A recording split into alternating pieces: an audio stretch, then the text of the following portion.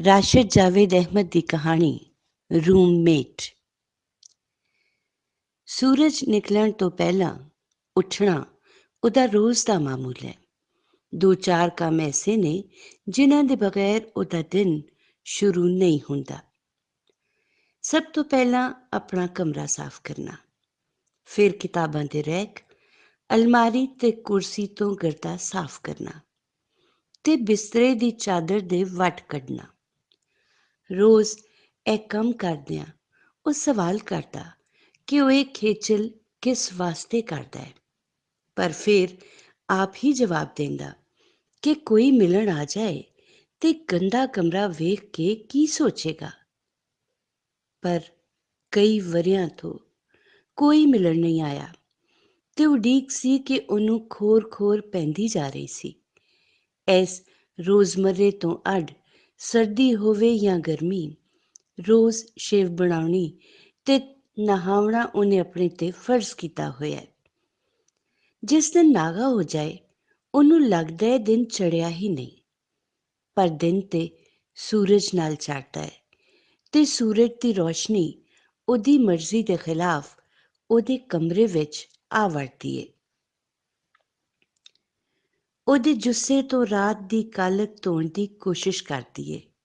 ਸਾਰੀ ਰਾਤ ਉਹਦੀਆਂ ਅੱਖਾਂ 'ਚ ਚੁੱਭਣ ਵਾਲੇ ਉਨੀਂਦਰੇ ਦੇ ਰੋੜ ਚੁੱਗਣ ਦਾ ਆਰ ਕਰਦੀ ਏ।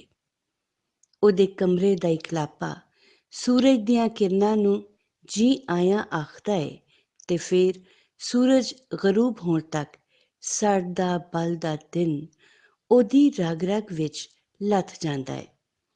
ਉਹ ਸਾਰਾ ਦਿਨ ਇਕਲਾਪੇ ਦੀ ਕਈ ਨਾਲ ਦਿਨ ਦੀ ਕਬਰ ਪੱਟਦਾ ਰਹਿੰਦਾ ਏ।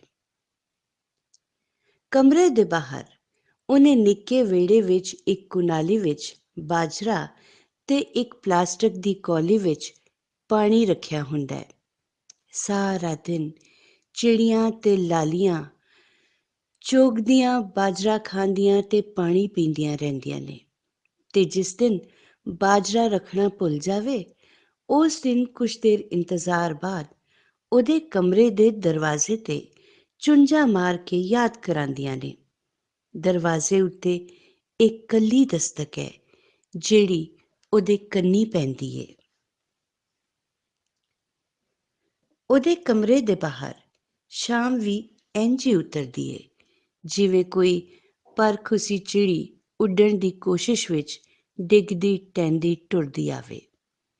ਸੂਰਜ ਜ਼ਰਾ ਲਿੱਸਾ ਹੁੰਦਾ ਏ ਤੇ ਉਹ ਸ਼ਾਮ ਨੂੰ ਮਿਲਣ ਲਈ ਪਾਣੀ ਦਾ ਛੰਨਾ ਲੈ ਕੇ ਕਮਰੇ ਦੇ ਬਾਹਰ ਲੱਕੜੀ ਦੀ ਬਣੀ ਕੁਰਸੀ ਤੇ ਜਾ ਬੈਠਦਾ ਏ।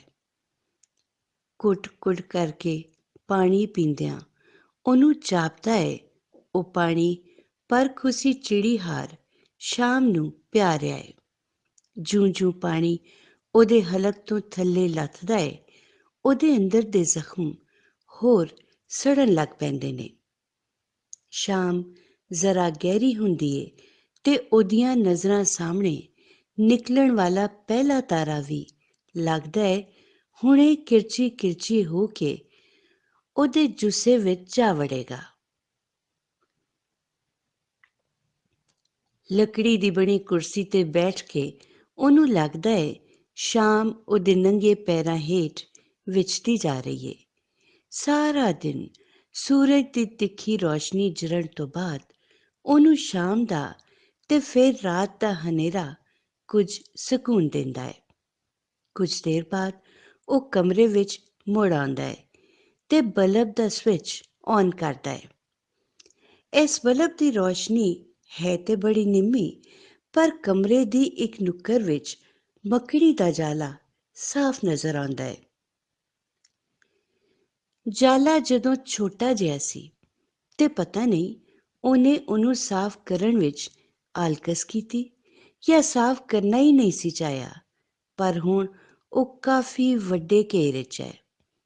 ਉਹਦੀਆਂ ਨਜ਼ਰਾਂ ਜਾਲੇ ਵੱਲ ਉੱਠਦੀਆਂ ਤੇ ਜਾਲੇ ਦੀਆਂ ਬਰੀਕ ਤਾਰਾਂ ਕਰੋਸ਼ੀਏ ਵਾਲੇ ਧਾਗੇ ਬਣ ਜਾਂਦੀਆਂ। ਕਦੀ ਪਤਲੇ ਸਿਰੇ ਹਾਰ ਨਜ਼ਰ ਆਉਂਦੀਆਂ ਤੇ ਕਦੀ ਦਿਮਾਗ ਦੀਆਂ ਰਗਾਂ ਹਾਰ, ਜਿਹੜੀਆਂ ਉਸ ਕਦੀ ਨਿਸਾਬੀ ਕਿਤਾਬਾਂ ਵਿੱਚ ਵੇਖੀਆਂ ਸਨ। ਉਹਨੂੰ ਰੋਜ਼ ਹੀ ਜਾਲਾ ਸਾਫ਼ ਕਰਨ ਦਾ ਖਿਆਲ ਆਉਂਦਾ ਤੇ ਉਹਦਾ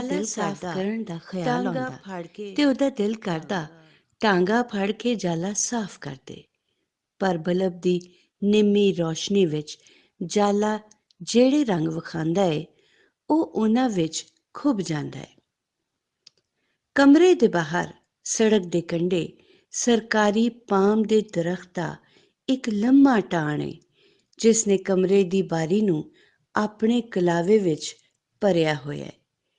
ਸਟਰੀਟ ਲਾਈਟ ਔਨ ਹੋਣ ਪਾਰੋਂ ਇਸ ਟਾਣ ਦਾ ਅਜੀਬ ਜਿਹਾ ਪਰਛਾਵਾਂ ਬਾਰੀ ਵਿੱਚੋਂ ਅੰਦਰ ਝਾਕਦਾ ਤੇ ਕਮਰਾ ਉਦਾਸੀ ਨਾਲ ਭਰ ਜਾਂਦਾ।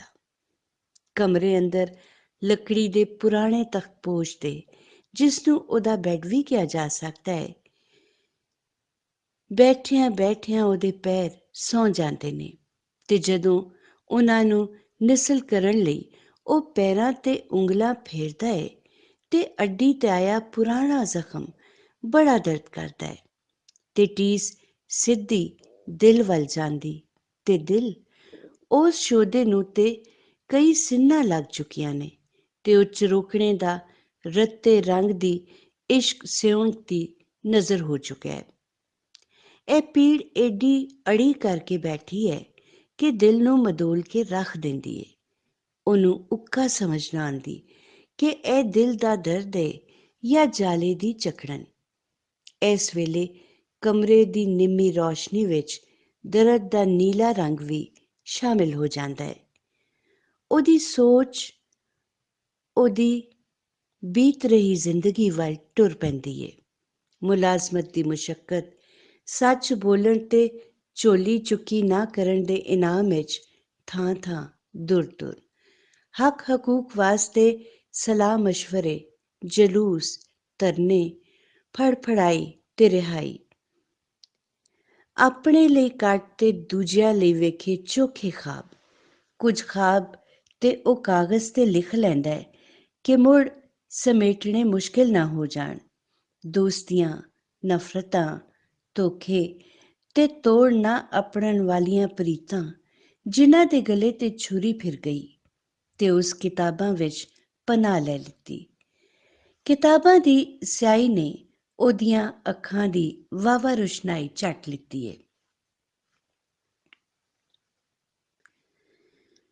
ਟਰੈਸ਼ ਤੋਂ ਫਿਲਾਸਫੀ ਤੱਕ ਸਭ ਕੁਝ ਪੜ੍ਹਦਾ ਸੀ ਉਹ। ਕਿਤਾਬ ਦਾ ਏਡਾ ਸ਼ੌਕ ਪਿਆ ਕਿ ਕੱਪੜੇ ਲੱਤੇ ਦੀ ਥਾਂ ਕਿਤਾਬ ਖਰੀਦ ਲੈਂਦਾ। ਕਿਤਾਬ ਦਾ ਖਿਆਲ ਆਉਂਦਾ ਹੈ ਤੇ ਰੈਕ ਵਿੱਚੋਂ ਰਾਂਝੇ ਦੀ ਗਵਾਚੀ ਬਾਂਸਰੀ, ਹੀਰ ਦੀਆਂ ਚੀਕਾਂ, ਨੀਲੀ ਦੇ ਸੁੰਮਾਂ ਤੋਂ ਉੱਡਦੇ ਚੰਗਿਆੜੇ, ਸ਼ਾਹ ਹੁਸੈਨ ਦੀ ਆਜਜ਼ੀ ਤੇ ਤਪਦੇ ਥਲਾਂ ਵਿੱਚ ਭਖਦੀ ਰੇਤ ਦੀ ਹਵਾੜ ਆਉਂਦੀ ਏ ਤੇ ਫਿਰ ਕਮਰੇ ਦੇ ਦਰਵਾਜ਼ੇ ਵੱਲੋਂ ਪੌਲੇ ਪੌਲੇ ਕਦਮਾਂ ਦੀ ਚਾਪ ਸੁਣਾਈ ਦਿੰਦੀ ਏ। ਉਹ ਬੜੇ ਗੌਰ ਨਾਲ ਸਾਹ ਰੋਕ ਕੇ ਚਾਪ ਸੁਣਦਾ ਤੇ ਪੁੱਛਦਾ, ਕੌਣ? ਚਾਪ ਰੁਕ ਜਾਂਦੀ ਏ। ਦਰਵਾਜ਼ੇ ਤੇ ਕਾਣ ਵਾਲਾ ਜੋ ਕੋਈ ਵੀ ਹੈ ਜਾਂ ਨਹੀਂ, ਕਦੀ ਦਰਵਾਜ਼ਿਓਂ ਅੰਦਰ ਨਹੀਂ ਆਇਆ। ਉਹਦੇ ਦਿਲ ਵਿੱਚੋਂ ਹਾਂ ਨਿਕਲਦੀ, ਮੈਂ ਕਿਹੜੀ ਘੁੰਮਣ ਘੇਰੀ ਵਿੱਚ ਡਾਢਾ ਫਸਿਆ ਰਾ। ਰੱਬ ਦਾ ਨਾਂ ਜ਼ਬਾਨ ਤੇ ਆਉਂਦਿਆਂ ਉਹ ਸੋਚਦਾ ਹੈ ਕਿ ਦੁਆ ਸ਼ੁਆ ਮੰਗਣ ਵਾਸਤੇ ਇੱਕ ਅਦਦ ਰੱਬ ਦਾ ਹੋਣਾ ਵੀ ਜ਼ਰੂਰੀ ਏ। ਉਹ ਜਾਣਦਾ ਏ ਕੁਝ ਲੋਕਾਂ ਨੂੰ ਖੁਦਾ ਵਿਰਸੇ 'ਚ ਮਿਲਦਾ ਹੈ, ਕੁਝ ਨੂੰ ਤੋਹਫੇ ਵਿੱਚ, ਕੁਝ ਚੁਰਾ ਲੈਂਦੇ ਨੇ ਤੇ ਕੁਝ ਫਰਜ਼ ਕਰ ਲੈਂਦੇ ਨੇ ਤੇ ਕੁਝ ਤੇ ਖਰੀਦ ਵੀ ਲੈਂਦੇ ਨੇ, ਭਾਵੇਂ ਕਿਸ਼ਤਾਂ ਤੇ ਹੀ ਲੈਣ। ਹਾਏ ਓ ਰੱਬਾ ਆਖਣਾ ਕਲਚਰ ਬਣ ਚੁੱਕਿਆ। ਪਰ ਹੁਣ ਤੇ ਗੱਲ ਆਰਟੀਫਿਸ਼ਲ ਇੰਟੈਲੀਜੈਂਸ ਤੱਕ ਜਾ ਆਪੜੀ ਏ। ਰਾਤ ਜ਼ਰਾ ਹੋਰ ਡੂੰਘੀ ਹੁੰਦੀ ਏ ਤੇ ਬਲਬ ਦੀ ਨਿੰਮੀ ਰੌਸ਼ਨੀ ਚੋਖੀ ਲੱਗਣ ਲੱਗ ਪੈਂਦੀ ਏ ਤੇ ਕਮਰੇ ਦੇ ਬਾਹਰ ਪੈਰਾਂ ਦੀ ਚਾਪ ਨੇੜੇ ਆਉਂਦੀ ਦੂਰ ਹੋ ਜਾਂਦੀ ਏ। ਪਤਾ ਨਹੀਂ ਉਹ ਕਿਸਦੇ ਹਿਜਰ ਦੀਆਂ ਤੰਦਾਂ ਪੂਣੀ ਹਾਰ ਵੱਟਦਾ ਰਹਿੰਦਾ ਏ। ਨਾ ਤਾਂਗ ਮੁੱਕਦੀ ਏ, ਨਾ ਉਮਰ। ਕਈ ਵਾਰੀ ਉਹਨੂੰ ਲੱਗਦਾ ਹੈ ਦਰਵਾਜ਼ੇ ਤੇ ਪਹਿਰਾ ਲੱਗਾ ਏ, ਜੋ ਕਿਸੇ ਨੂੰ ਅੰਦਰ ਨਹੀਂ ਆਉਣ ਦਿੰਦਾ। ਉਹ ਮੂੰਹ ਮੋੜ ਕੇ ਕੰਡ ਦਰਵਾਜ਼ੇ ਵੱਲ ਕਰਦਾ ਹੈ ਤੇ ਲੱਕੜੀ ਦੇ ਤਖਤਪੋਸ਼ ਤੇ ਲੰਮਾ ਪੈ ਜਾਂਦਾ ਹੈ। ਪਾਮ ਦੇ ਟਾਣ ਦਾ ਪਰਛਾਵਾਂ ਕਮਰੇ ਦੀ ਅੱਧੀ ਛੱਤ ਤੱਕ ਫੈਲ ਗਿਆ ਹੈ ਤੇ ਬਾਹਰ ਜਦੋਂ ਵੀ ਹਵਾ ਚੱਲਦੀ ਏ ਪਰਛਾਵਾਂ ਇੰਜ ਹਿਲਦਾ ਹੈ ਕਿ ਲੱਗਦਾ ਹੈ ਛੱਤ ਹਿਲ ਰਹੀ ਏ। ਉਹ ਤਖਤਪੋਸ਼ ਨੂੰ ਘੁੱਟ ਕੇ ਫੜ ਲੈਂਦਾ ਹੈ, ਛੱਤ ਤੋਂ ਨਜ਼ਰਾਂ ਹਟਾਉਂਦਾ ਹੈ ਤੇ ਸਾਹਮਣੇ ਜਾਲਾ ਹੈ। ਇਸ ਜਾਲੇ ਵਿੱਚ ਉਹਨੂੰ ਮੱਕੜੀ ਕਦੀ ਵੀ ਨਜ਼ਰ ਨਹੀਂ ਆਈ। ਕਦੀ ਤੇ ਉਹਨੂੰ ਲੱਗਦਾ ਜਾਲਾ ਕਮਰੇ ਵਿੱਚ ਲੱਗੀ ਕੋਈ ਪੇਂਟਿੰਗ ਹੈ। ਜਿਉਂ-ਜਿਉਂ ਉਹ ਜਾਲੇ ਵੱਲ ਵੇਖਦਾ, ਜਾਲੇ ਦੇ ਇੱਕ ਦੂਜੇ ਨਾਲ ਜੁੜੇ ਚੌਕੋਰ ਫੈਲ ਕੇ ਵੱਡੇ ਹੋ ਜਾਂਦੇ ਤੇ ਉਹਨੂੰ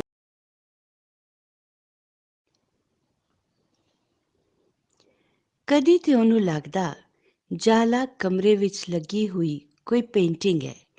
ਜਿਵੇਂ-ਜਿਵੇਂ ਉਹ ਜਾਲੇ ਵੱਲ ਵੇਖਦਾ, ਜਾਲੇ ਦੇ ਇੱਕ ਦੂਜੇ ਨਾਲ ਜੁੜੇ ਚੌਕੋਰ ਫੈਲ ਕੇ ਵੱਡੇ ਹੋ ਜਾਂਦੇ ਤੇ ਉਹ ਉਹਨਾਂ ਵਿੱਚ ਗੁਆਚਾ ਕਿਧਰੇ ਦਾ ਕਿਧਰੇ ਅੱਪੜ ਜਾਂਦਾ ਹੈ।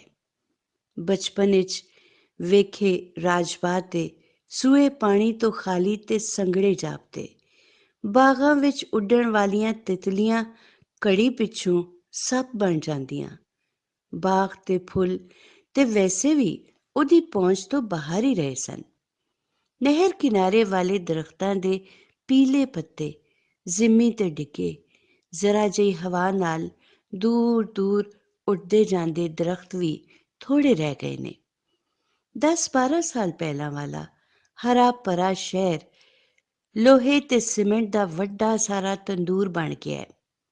ਸ਼ਹਿਰ ਦੇ ਵਸਨੀਕਾਂ ਦੇ ਚਿਹਰਿਆਂ ਉੱਤੇ ਖੁਦਗਰਜ਼ੀ ਤੇ ਮੁਨਾਫਕਤ ਕਾਈ ਵਾਂਗ ਉੱਗ ਆਏ ਨੇ। ਉਹਨਾਂ ਦਾ ਆਪਸੀ ਮੇਲ ਵਰਤਨ ਕਾਰੋਬਾਰੀ ਹੋ ਗਿਆ ਹੈ ਤੇ ਉਹਨਾਂ ਦੀ ਬੋਲੀ ਵਿੱਚ ਲਫ਼ਜ਼ ਘੱਟ ਤੇ ਹਿੰਸੇ ਚੋਖੇ ਹੋ ਗਏ ਨੇ। ਇਹ ਸਾਰਾ ਕੁਝ ਉਸ ਜਾਲੇ ਦੀ ਦੇਣ ਸੀ, ਪਰ ਉਹਦੇ ਦਿਮਾਗ ਵਿੱਚ ਕੋਈ ਤਸਵੀਰ ਵੀ ਹੈ ਜਿਹਨੂੰ ਉਲੀਕਣ ਦੀ ਆਸ ਵਿੱਚ ਉਹ ਆਪ ਹੀ ਅੱਧਾ ਰਹਿ ਗਿਆ। ਤਸਵੀਰ ਦੀ ਗੱਲ ਛੱਡੋ, ਉਹ ਤੇ ਆਪਣੇ ਖ਼ਾਬ ਵੀ ਕਿਸੇ ਨਾਲ ਸਾਂਝੇ ਨਹੀਂ ਕਰ ਸਕਿਆ। ਸੁਣਨ ਵਾਲੇ ਉਹਦੀ ਦਿਮਾਗੀ ਹਾਲਤ ਤੇ ਸ਼ੱਕ ਕਰਨ ਲੱਗ ਪੈਂਦੇ ਨੇ। ਰਾਤ ਦਾ ਕਾਫੀ ਹਿੱਸਾ ਉਹ ਨੀਂਦਰ ਦੀਆਂ ਮਿੰਨਤਾਂ 'ਚ ਗੁਜ਼ਾਰ ਦਿੰਦਾ ਹੈ। ਕਦੀ ਉਹਨੂੰ ਲੱਗਦਾ ਹੈ ਜਾਲਾ ਸ਼ਾਲਾ ਕੋਈ ਨਹੀਂ, ਬਸ ਕਮਰੇ ਅੰਦਰ ਦੇ ਬਨਬਾਸ ਨੇ ਉਹਦੇ ਦਿਮਾਗ ਨੂੰ ਜਾਲਾ ਲਾ ਦਿੱਤਾ ਹੈ। ਰੋਜ਼ ਉਹ ਜਾਲਾ ਸਾਫ਼ ਕਰਨ ਦਾ ਪੱਕ ਕਰਦਾ ਹੈ, ਪਰ ਰਾਤ ਹੁੰਦਿਆਂ ਹੀ ਉਹਨੂੰ ਲੱਗਦਾ ਹੈ ਕਿ ਜਾਲਾ ਤੇ ਉਹਦਾ ਰੂਮਮੇਟ ਹੈ। ਜੇ ਇਹਨੂੰ ਸਾਫ਼ ਕਰ ਦਿੱਤਾ ਤੇ ਉਹ ਉੱਕਾ ਹੀ ਇਕੱਲਾ ਰਹਿ ਜਾਏਗਾ। ਪਰ ਜਾਲਾ, ਹਾਂ ਜਾਲਾ, ਉਹ ਤੇ ਸਾਫ਼ ਕਰਨਾ ਹੀ ਪਏਗਾ।